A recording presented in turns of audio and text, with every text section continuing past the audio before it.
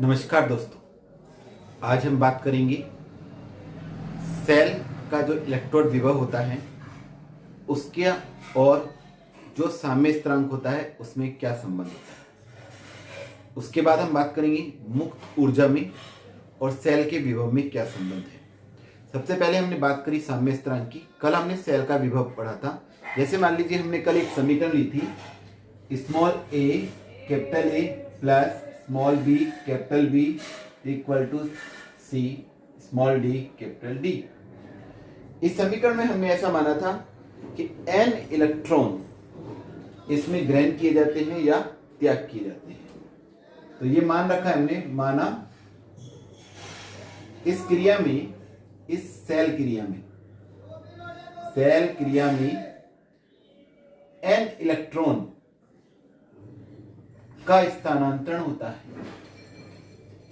तो इसके लिए हमारी एक समीकरण आ गई थी, स्थानांतरण होता है।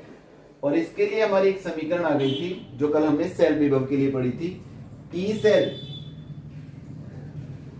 बराबर E naught cell minus 0.059 upon n log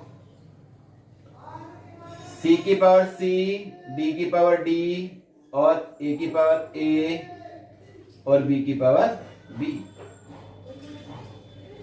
यदि हम इस सेल में शॉर्ट सर्किट कर दें तो शॉर्ट सर्किट के बाद धीरे धीरे विभव समाप्त हो जाएगा, विभवांतर समाप्त हो जाएगा और ई सेल का मान 0 हो जाएगा।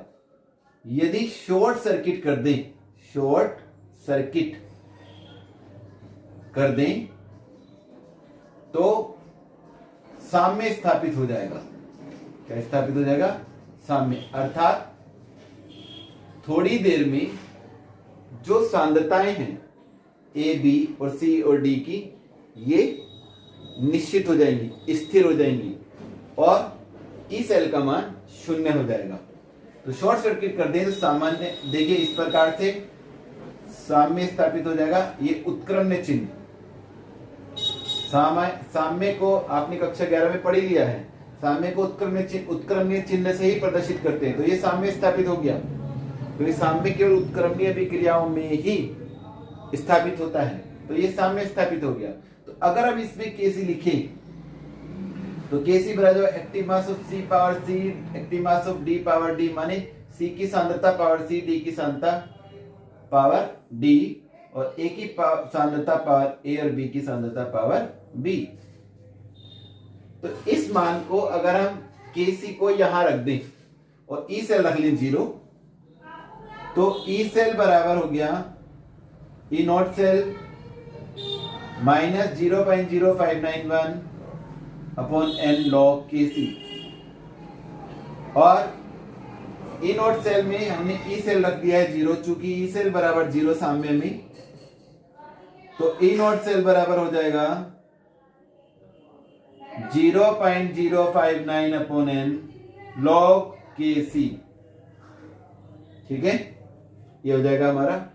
और अगर हम इसे इधर ले जाएं, ये हमारा साम्य स्थिरांक और ई सेल में संबंध स्थापित हो गया। ठीक है, और अगर हम इसे इधर ले जाएंगे तो ऐसे हो जाएगा केसी बराबर n E naught cell upon 0.059 और यहां पे एंटी लॉग आ जाएगा, एंटी लॉग। तो ये दो हमारे क्या आ गई हैं? ये दो हमारे सूत्र आ गए जिससे हम साम्य स्थिरांक और ई सेल में संबंध स्थापित करते हैं। यदि हमें साम्य स्थिरांक की जानकारी हो तो हम ई सेल की जानकारी कर लेते हैं, और यदि हमें ई सेल की जानकारी हो तो हम साम्य स्थिरांक की जानकारी, और साम्य स्थिरांक की जानकारी है तो ई सेल की। तो इस अभिक्रिया को हम कैसे प्रयोग करेंगे? देखिए, इसमें जिसमें साम्य स्थिरांक का मान जिन अभिक्रियाओं के लिए ज्यादा आता है, देखा गया है जो डैनियल सेल की सेल अभिक्रिया है उसमें साम्य स्थिरांक का मान 2 × 10⁻37 के करीब आता है। तो जिनमें साम्य स्थिरांक का मान बहुत अधिक आता है, ऐसी अभिक्रियाएं लगभग पूर्णता को प्राप्त होती हैं। तो इस सूत्र का हम कैसे प्रयोग करेंगे, एक हम आपको इसका न्यूमेरिकल दिखा देते हैं जिससे आपको ये समझ में आ जाएगा। निम्नलिखित क्रिया का साम्य स्थिरांक ज्ञात करो। कॉपर की छड़ है plus 2Ag plus ion aqua solution is equal to copper ion aqua solution plus 2Ag solid. E cell की वैल्यू दे रखी है 0.46 वोल्ट। इस सेल अभिक्रिया में हमें साम्य स्थिरांक की गणना करनी है और हमें फार्मूला याद है। क्या फार्मूला है याद करेंगे, ई सेल बराबर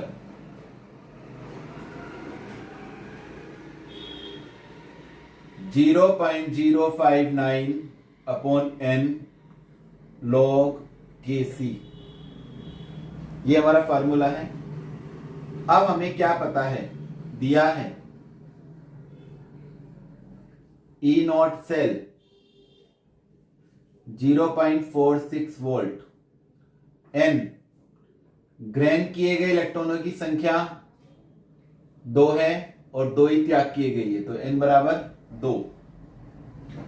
मान रखें 0.46 0.059 अपॉन 2 log Kc। Kc की गणना करनी है तो log Kc बराबर हो जाएगा 0.046 इंटू 2 अपॉन 0.059। इसे निकालेंगे 15.6 आ जाएगा। Kc बराबर एंटी लॉग 15.6 लॉग टेबल की सहायता से करेंगे। 15.6 है तो 15 तो चला जाएगा पावर में 10 की घात 15 और 0.6 देख लेंगे किसका वो होता है, तो ये आएगा 3.92 का। तो ये आ गया उत्तर। तो इस प्रकार से हमने इस सूत्र की सहायता से साम्य स्थिरांक की गणना करी। अब साम्य स्थिरांक के बाद हम बात करते हैं कि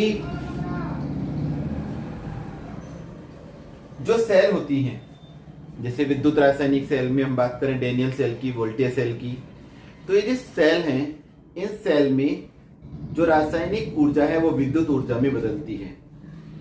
क्या होता है इसमें, जो सेल में विद्युत आवेश होता है वो बाह्य परिपथ को दिया जाता है जो कार्य में परिवर्तित होता है। तो जब विद्युत कार्य होता है, इसमें होने वाले कार्य को हम विद्युत कार्य या इलेक्ट्रिकल वर्क कहेंगे। और कार्य मैंने आपको पहले ही बताया था कि किसी आवेश को जब हम किसी दूरी से किसी बिंदु पर ले जाते हैं तो विभव कहते हैं और उस विभव को ही हम कार्य कहते हैं। तो ये जो विद्युत कार्य है, जिसमें एक आवेश को बाह्य परिपथ को दिया जाता है और विद्युत धारा उत्पन्न होती है, तो इस विद्युत कार्य को हम देखते हैं कि यह उस सेल की या उस निकाय की मुक्त ऊर्जा परिवर्तन में कमी के बराबर होता है। तो जो मुक्त ऊर्जा में परिवर्तन है, अब हम थोड़ा समझेंगे। मुक्त ऊर्जा परिवर्तन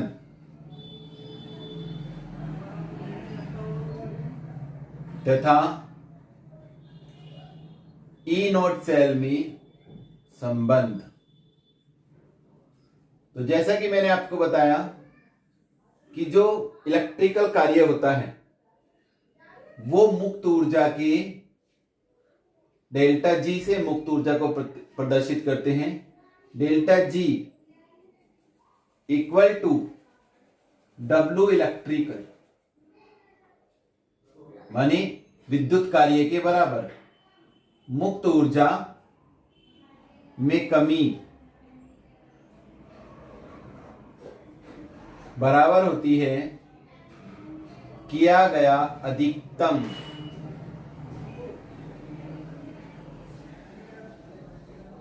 विद्युत कार्य। और ये जो अधिकतम किया गया कार्य होता है, क्योंकि ये किया गया कार्य सेल द्वारा है, तो ये माइनस में होगा, माइनस डब्ल्यू इलेक्ट्रिकल। तो डब्ल्यू जी का मान माइनस में आ जाएगा। अब ये डब्ल्यू इलेक्ट्रिक किसके बराबर होता है, ये होता है, मान लीजिए एन इलेक्ट्रॉन सेल में बाह्य परिपथ में जो सेल से बाह्य परिपथ में आवेश आता है उसमें n इलेक्ट्रॉन होते हैं। तो n इलेक्ट्रॉन जब जाते हैं तो उनका कुल आवेश होगा NF। क्या होगा? NF। तो जो हमारा कार्य होता है वो आवेश और विद्युत वाहक बल के गुणनफल के बराबर होता है। तो W इलेक्ट्रिक को हम यहां ऐसे भी लिख सकते हैं माइनस विद्युत आवेश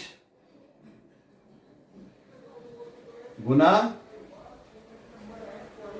EMF, सेल का EMF माइनस विद्युत आवेश NF, N इलेक्ट्रॉनों की संख्या, F फेराडे। तो कुल कूलाम आ जाएगा। एक मोल इलेक्ट्रॉन पर 1 कूलाम के बराबर क्या होता है?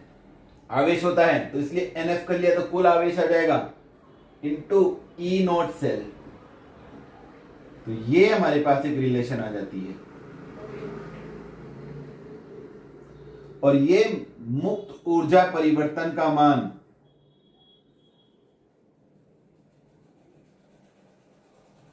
जब नेगेटिव होता है, जब ऋणात्मक हो तो विद्युत कार्य होता है।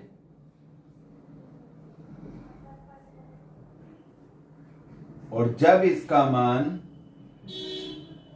धनात्मक हो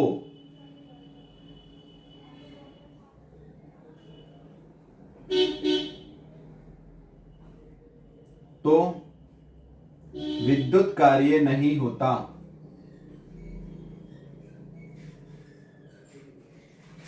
ये हमें ध्यान रखना है। तो ये हमारी आ गई ये हमारा एक रिलेशन आ गया जो मुक्त ऊर्जा परिवर्तन और ई सेल के बीच में संबंध स्थापित करता है। हम जानते हैं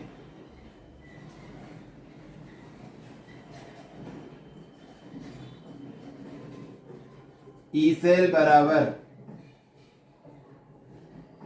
2.303 RT/NF log Kc। यह मान हम जो मुक्त ऊर्जा का सूत्र है उसमें रखते हैं। यह मान मुक्त ऊर्जा के सूत्र में रखने पर मुक्त ऊर्जा का क्या सूत्र था? अभी हमने पढ़ा था डेल्टा जी बराबर -NF ई सेल। और ये ई सेल का मान यहां से लें 2.303 RT/NF log Kc। ये मान यहां रख दिया। NF से NF कट गया, ये आ गया हमारा -2.303 RT log Kc। तो यहां हम इस सूत्र की सहायता से मुक्त ऊर्जा और साम्य स्थिरांक में संबंध भी सिद्ध करते हैं।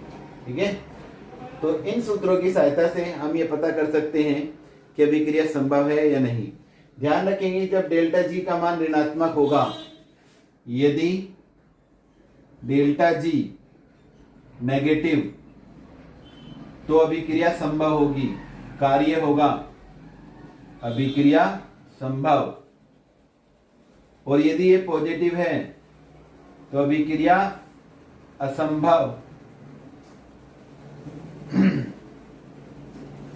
और यदि इसका मान 0 है, डेल्टा जी बराबर 0, तो अभिक्रिया साम्य में होगी। तो ये बात हमें ध्यान रखना है। तो किसी भी सेल अभिक्रिया में यदि हमें डेल्टा जी का मान पता हो तो उस डेल्टा जी के मान से हम ये पता कर सकते हैं यदि वो ऋणात्मक है तो अभिक्रिया संभव होती है, पॉजिटिव होती है तो उस अभिक्रिया संभव नहीं होती है, और यदि 0 होती है तो वह अभिक्रिया साम्य में होती है। अब हम इसका एक न्यूमेरिकल देख लेते हैं। डेनियल सेल के लिए मानक इलेक्ट्रोड विभव 1.1 वोल्ट है। एक डेनियल सेल है जिसका मानक इलेक्ट्रोड विभव को हम क्या बोलते हैं, ई नोड सेल का मान कितना है, 1.1 वोल्ट। निम्नलिखित अभिक्रिया के लिए गिब्स वो साइंटिस्ट है जिसने मुक्त ऊर्जा के बारे में बताया था। ठीक है, तो गिब्स ऊर्जा का परिकलन कीजिए तो मुक्त ऊर्जा को गिब्स ऊर्जा भी कहा जाता है। Zinc plus copper ion is equal to zinc ion plus Cu। ये हमें क्रिया दे रखी है, तो हम जानते हैं, हल करते हैं। पहले हम देखिए क्या दिया है हमें, ई नोड सेल की वैल्यू दे रखी है 1.1 वोल्ट। यहां हमें n की वैल्यू पता लग रही है इस समीकरण में, क्योंकि इसमें हमें पता लग जाता है कि कितने इलेक्ट्रॉन त्याग किए जा रहे हैं, कितने ग्रहण। जिंक को जिंक आयन में 2 पॉजिटिव चार्ज हैं, तो कितने इलेक्ट्रॉन त्याग दिए गए, 2। कॉपर आयन, कॉपर में चेंज हो रहा है, तो 2 इलेक्ट्रॉन ग्रहण किए गए, तो n बराबर 2। और फेराडे का मान होता है 96,500। और हमें सूत्र पता है, डेल्टा जी बराबर minus n F E naught cell, minus n की वैल्यू 2, एफ 96,500, ई सेल 1.1, गुना करिए 2 0 0 0 2 5 10 1, 2 6 12 और 1 13, 1 2 9 18 और 1 19। ठीक है, ये कितना हो गया हमारा, 1,93,000 गुना 1.1। ठीक है, फिर 1.1 की गुना करेंगे तो हम ये मान लेते हैं 11 है, अभी दशमलव बाद में लगाएंगे, 11 0 0 0, 11 तिया 33, कितना बचा 3, 11 ने 99 और 3 102, 10, 11 कम 11 और 10 21, और 1 पॉइंट के बाद ये, तो ये हमारा हो गया, डेल्टा जी की वैल्यू आ गई माइनस 212,300 कैलोरी जूल। क्या गई ये, जूल। जूल क्यों आई, क्योंकि जब हम NF ई सेल निकालते हैं तो वहां 8.314 रखते हैं, आर का मान वो जूल में रहता है, तो ये जूल की वैल्यू आ गई। और इसे हम किलो जूल में करेंगे तो 1000 से क्या कर देंगे, 1000 से हम कर देंगे इसे भाग, तो ये आ जाएगा 212.300 किलो जूल। तो इस प्रकार से हमारा ये क्या प्राप्त हो जाती है, हमें मुक्त ऊर्जा प्राप्त हो जाती है। तो इस प्रकार हम इनके मान रखकर मुक्त ऊर्जा के मान ज्ञात कर सकते हैं। तो यहाँ हमने आपको बहुत धीरे धीरे सब चीज़ें बता दी हैं, कैसे हम सेल का विभव निकालते हैं, कैसे किसी इलेक्ट्रोड का विभव निकालते हैं, कैसे हम मानक ई सेल निकालते हैं, कैसे हम उसकी सहायता से साम्य स्थिरांक की गणना करते हैं, कैसे उसकी सहायता से मुक्त ऊर्जा की गणना करते हैं। ये छोटे छोटे क्वेश्चन हैं जो केवल सूत्र पर आधारित होते हैं। आपको इन सूत्रों को अच्छी तरह से याद कर लेना। कल हम टॉपिक चलाएंगे संचारण, और संचारण का पूरा टॉपिक कल पढ़ाएंगे। उसके बाद हमारा मेन टॉपिक रह जाएगा बैटरियां। तो बैटरियों का एक टॉपिक हम आपको पढ़ा देंगे और इसके बाद ये चैप्टर समाप्त हो जाएगा। आप इस चैप्टर के न्यूमेरिकल जो भी आपके पास पुस्तक हो उससे करते रहें। एनसीईआरटी की पुस्तक आप ले सकते हैं, क्योंकि कोर्स में एनसीईआरटी होता है। आप अपने घर पर रहिए, सुरक्षित रहिए और हमारे चैनल को देखते रहिए। ठीक है, चैनल को सब्सक्राइब करते हुए आपको मैं बता दूं कि जो लाल रंग का बटन आता है, जब हम आपको व्हाट्सएप का मैसेज करते हैं कभी, तो व्हाट्सएप के लिंक पर आप क्लिक करते होंगे तो उसके बाद एक लाल रंग से लिखा रहता है सब्सक्राइब।